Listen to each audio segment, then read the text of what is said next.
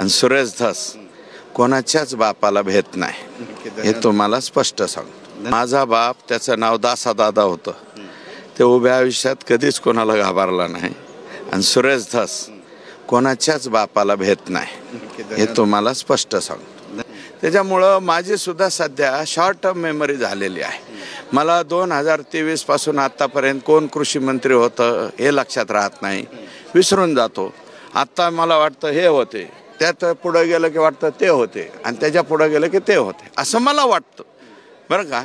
म्हणजे मी सध्या गजनीमधला तो आमिर खान आहे असं समजा.